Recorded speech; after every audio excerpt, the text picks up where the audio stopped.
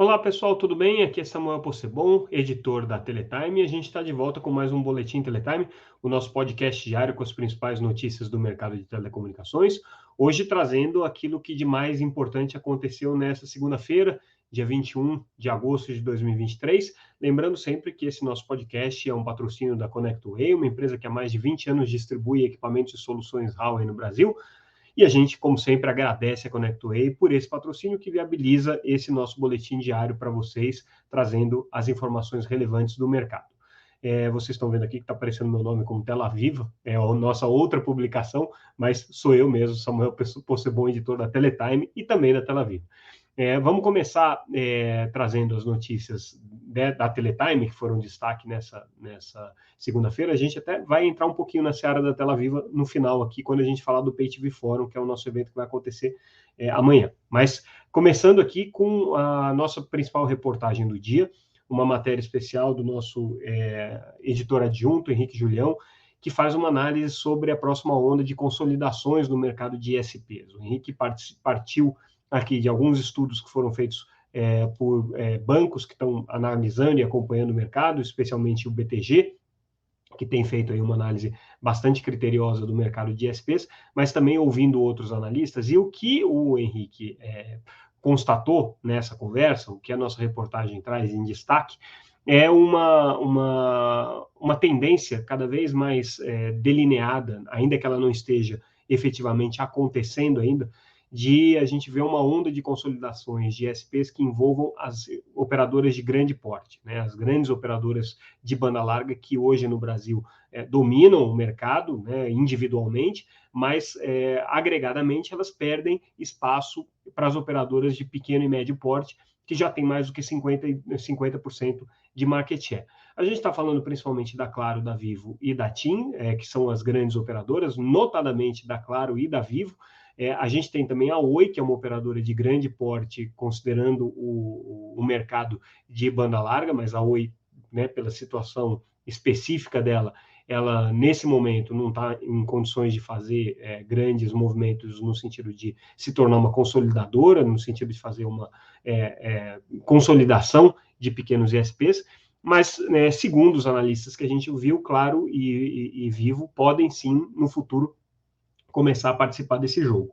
Outro ator que deve entrar aí no circuito das consolidações são as redes neutras, né, as operadoras de redes neutras, aí nesse caso especificamente a FiBrasil e a iSystem seriam as candidatas mais importantes, mas lembrando sempre que a própria Vital, né, como parceira da Oi, como sócia da Oi na operação de rede neutra, é uma empresa que tem um potencial, né, econômico de ser uma consolidadora e que ainda não assumiu essa posição, mas pode vir a assumir, inclusive, né, a depender da situação que se desenrole da Oi. Então, esse movimento ainda não aconteceu, mas é apontado aqui como uma grande tendência, principalmente quando a gente começar a falar de consolidações aí de sistemas, né, já acima de 1 milhão de assinantes. A gente tem ainda esse pelotão intermediário, vamos dizer assim, que são as operadoras que hoje estão com 1 milhão de assinantes, são poucas, né? A Aloha, a BrisaNet, a Vero agora com a Americanet, e a Desktop chegando perto aí desse primeiro time, né, com 1 milhão de assinantes, esse sim fazendo um processo de consolidação que já está acontecendo. E depois, né, aquele processo que a gente sabe de pequenos operadores sendo agregados nesses operadores médios, que já está em formação aí de maneira bastante acelerada. Né? Lembrando que hoje no Brasil, segundo os estudos aqui que a gente levantou, são só 23 ISPs que têm mais de 100 mil acessos. Então, assim, ainda é um mercado extremamente pulverizado. Né? 13 operadores só com mais de 200 mil acessos, sendo que o resto, mais de 10 mil operadores aí, com uma quantidade de 10 mil acessos ou menos. Então, existe ainda um universo de operadores a serem consolidados. Existem várias possibilidades, várias combinações que estão sendo analisadas aqui. Então, os analistas colocam aí como caminhos naturais, né? Uma consolidação que envolva Desktop e a Unifique, fortes candidatas, a Unifique principalmente pelo sul do país. A gente vê um caminho aí para a própria Vero de consolidação no centro-oeste, a Desktop com a Wiclix na região de Ribeirão Preto, que também faria muito sentido do ponto de vista desses analistas que a gente ouviu, enfim. São vários cenários possíveis aí que estão sendo cogitados, né, e que podem levar, sim, o mercado de SPs a um processo de consolidação ainda mais acelerada. Mas a grande novidade, sem dúvida, vai ser o momento em que a gente vira as grandes operadoras, principalmente a Claro, a Vivo e, eventualmente, a Oi, e ocasionalmente também a TIM, mas é um caso aí um pouco diferente, porque a TIM é uma operadora pequena de banda larga fixa, né? Começarem esse processo de consolidação. Vai ser bem interessante a hora que isso daí acontecer. Obviamente, a gente vai estar acompanhando aqui. A gente traz uma outra matéria bem interessante, baseada no relatório que a Autoridade Nacional de Proteção de Dados, NPD, divulgou com relação aos principais eventos, episódios e denúncias que ela tem recebido de reclamações com relação a episódios de proteção de dados, né? E o setor de telecomunicações, como não poderia deixar de ser, né? Lembrando sempre que o setor de telecom tem mais de 300 milhões de clientes, então ele sempre vai figurar em qualquer uma dessas listas, né? Aparece aí de uma maneira destacada, negativamente destacada, né, como um dos setores que tem mais requerimentos junto à Autoridade Nacional de Proteção de Dados. De um total aí, né, de 1.045 requerimentos que a NPD recebeu, o setor de telecomunicações é o quarto mais demandante, vamos dizer assim, né? Aí a gente olha e fala, bom, realmente, será que parece que o setor de telecomunicações está com muitos problemas de vulnerabilidade e quebra das regras de proteção a dados pessoais? E aí, olhando esses episódios, a gente percebe que não, tá? O que acontece é o seguinte, tá? O setor de telecomunicações, que está hoje atrás do setor público, do setor financeiro e das próprias plataformas digitais, né, como setor mais reclamado, vamos chamar assim, junto ao NPD, tem sido muito acionado, mas principalmente por um problema que não tem nada a ver com proteção de dados, né? É um problema mais específico da própria questão regulada pela Anatel com relação ao setor de telecomunicações do que assuntos relacionados à NPD, principalmente chamadas indesejadas. Então, assim, as pessoas recebem ligações indesejadas, recebem comunicações indesejadas das operadoras de telecomunicações e entendem que isso é um episódio de vulnerabilidade dos dados pessoais ou de infração às regras de proteção de dados pessoais, quando na verdade não é, né? O que acontece aqui nesse processo de comunicação indesejada, muitas vezes é simplesmente um processo em que as operadoras de telecomunicações são meios, são veículos de outras empresas que fazem esse tipo de chamada, não necessariamente sendo elas as responsáveis pelos vazamentos dos dados. Tanto é que, se a gente olhar para os casos que foram abertos, né, efetivamente abertos, os processos que foram instaurados pela NPD, que não são muitos também, tá? A NPD tem poucos processos aqui instaurados, mas do total de petições aqui que resultaram em processo de fiscalização, né, são 15 processos instaurados pela NPD em 2022, dos quais Telecom é só responsável por 2, um envolvendo a questão do uso da base de dados da Algar no período eleitoral, e a outra relacionada a supostos vazamentos de dados da Claro para o Serasa, né? São episódios que ainda estão aqui em avaliação. Mas, claro, que existem, né, outros episódios que estão sendo analisados pela NPD, eles têm acompanhado algumas petições aqui mais de perto, né? Existem reclamações aqui com relação principalmente a Claro e a Vivo, são as empresas que são mais demandadas aqui na NPD, mas não é nada preocupante, né? Quando a gente percebe, né, esse volume de chamadas aqui para o setor de telecomunicações, o volume de reclamações do setor de telecomunicações, a gente percebe que a maior parte dos problemas diz respeito a questões que já são reguladas pela Anatel, tanto é que a NPD e a Anatel fizeram um convênio para tratar desses casos especificamente, que não tem, de novo, repito, né, a ver com quebra de proteção de dados. A gente já tinha noticiado, agora mudando de assunto e falando um pouco de Starlink, né? A gente tinha noticiado 2 semanas atrás uma parceria da Starlink para o uso, né, pelo Itaú da tecnologia da Starlink para conectar algumas de suas agências. Agora a notícia é que o Bradesco também vai conectar algumas agências com a tecnologia da Starlink na região norte do país. A gente tem que ficar muito atento a esse movimento que está acontecendo aqui da Starlink, tá? Ela está ocupando um espaço muito grande de conectividade, principalmente na região norte. Hoje a Starlink já está aí batendo os seus 50 mil assinantes no Brasil. Ela tem, apesar de não ter nenhuma infraestrutura para atendimento residencial aqui no Brasil, as pessoas compram pela internet. Já no segmento corporativo, ela tem algumas parcerias, sim, e aí, inclusive, uma dessas parcerias é a parceria que resultou aqui na instalação dessas estações, dessas agências do Bradesco na região amazônica. E aí, o que está acontecendo é que ela está sendo utilizada, né, nesse caso pelo agregador, pela Sensinet, para prover uma solução que até então não seria viável naquela região por satélite. Por quê? O Bradesco precisa de antenas que possam se mover, né, pelos rios e alta capacidade, porque eles têm algumas agências itinerantes aqui.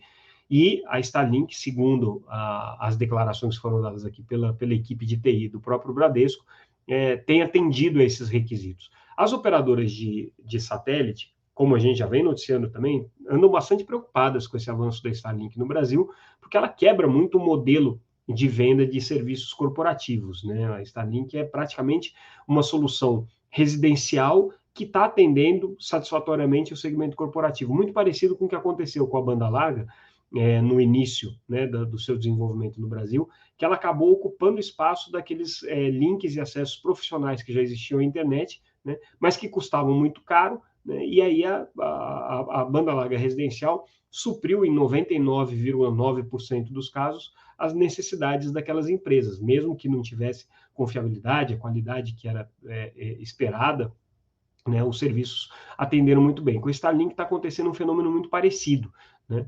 Ela está ocupando esse nicho de empresas ou né, entidades que precisam de conectividade, mas não fazem questão de ter um serviço com confiabilidade de 99,9999%, a prova de chuva, a prova de intempéries, com suporte 24/7, com uma série de características que o atendimento corporativo de satélites normalmente provê.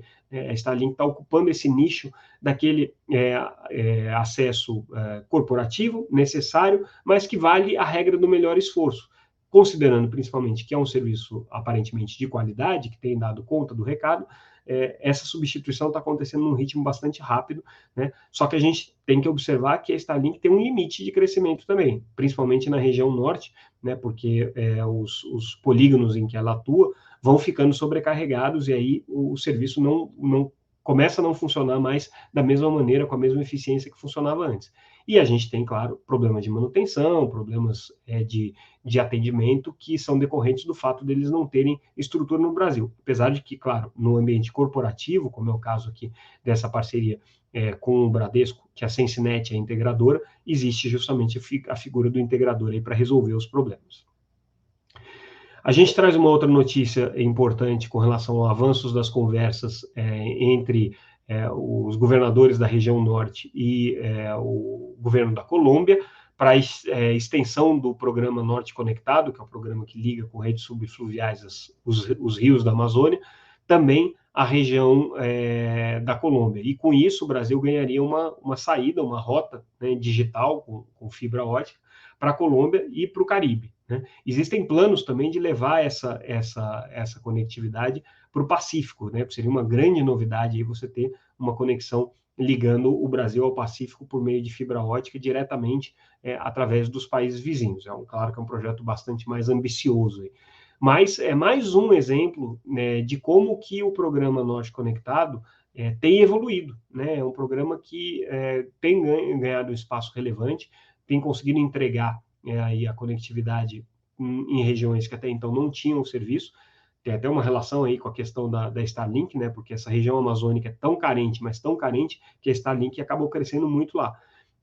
No caso aqui do Norte Conectado, é mais ou menos a mesma coisa, claro que aí com a fibra, com a alimentação, né, só das localidades e comunidades ali que são atendidas pela fibra que passa ao longo dos leitos dos rios.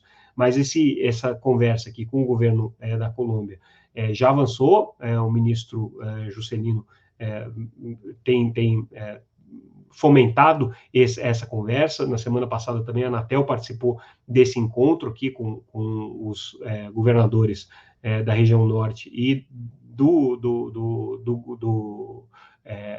da Colômbia, né?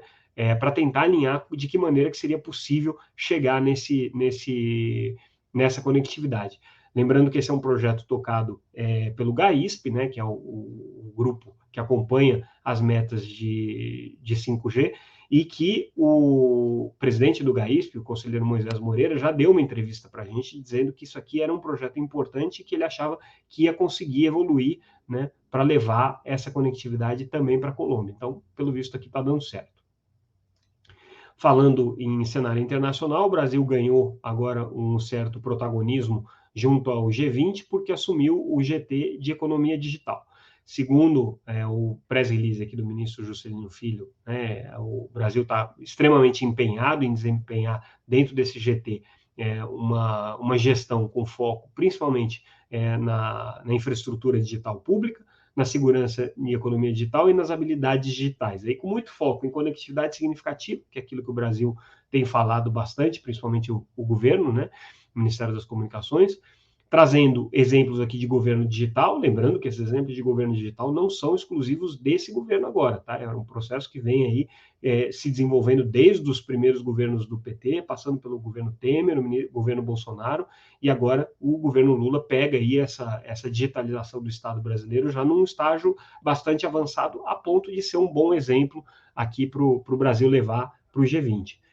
Inteligência artificial também é um tema bastante relevante que o Brasil está querendo levar, e combate à desinformação, que é uma outra bandeira do governo Lula. Eles querem levar isso daqui para as discussões no GT.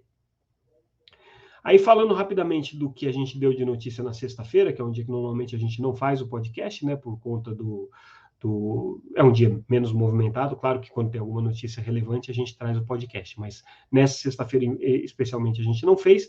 E aí a nossa principal notícia do dia, só para constar, é um levantamento que a gente fez com relação aos principais opositores aqui do caso Init Vivo, né, que foi adiado na semana passada. A gente trouxe essa notícia aqui. Por que eles estão tão resistentes? E o principal ponto aqui que eles ponderam é justamente a questão dos remédios que poderiam ser aplicados para essa operação. Eles acham que esses remédios que poderiam ser aplicados vão ser inócuos, né, do ponto de vista concorrencial. Vem com bastante ressalva a forma como esses remédios vão ser aplicados, né? E aí as principais associações, como Telcomp, a Associação NEL, que estão veementemente contrárias aí à aprovação desse acordo da Unity com a Vivo, ponderam que não confiam nesses remédios que poderiam ser trazidos para aprovação, e por isso são enfáticas aqui contra a operação entre o Unity e Vivo, tá? A gente não sabe o que vai acontecer, a votação sobre esse assunto vai acontecer na próxima semana, na próxima sexta-feira da semana que vem, e aí existe uma grande expectativa com relação à aprovação ou não da Anatel e se haverá ou não remédios sendo impostos para essa operação. E aí a gente finaliza com o nosso Pay TV Forum, o evento de TV por assinatura, de streaming, que a Pay TV, a Tela Viva e a Teletime organizam essa semana em São Paulo, dias 22 e 23.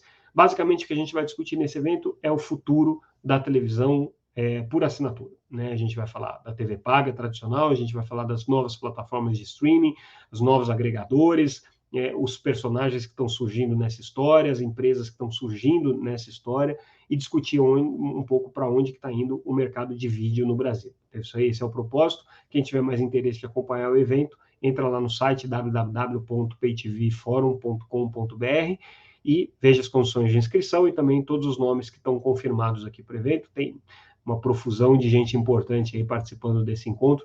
Não vou enumerar aqui, mas confiram lá no site que vocês vão ver a programação de altíssimo nível, e a gente, obviamente, conta com a presença de vocês. E com isso, pessoal, a gente encerra o nosso boletim de hoje. Ficamos por aqui. Voltamos amanhã com mais um Boletim Teletime. Muito, muito obrigado pela audiência de vocês e até a próxima.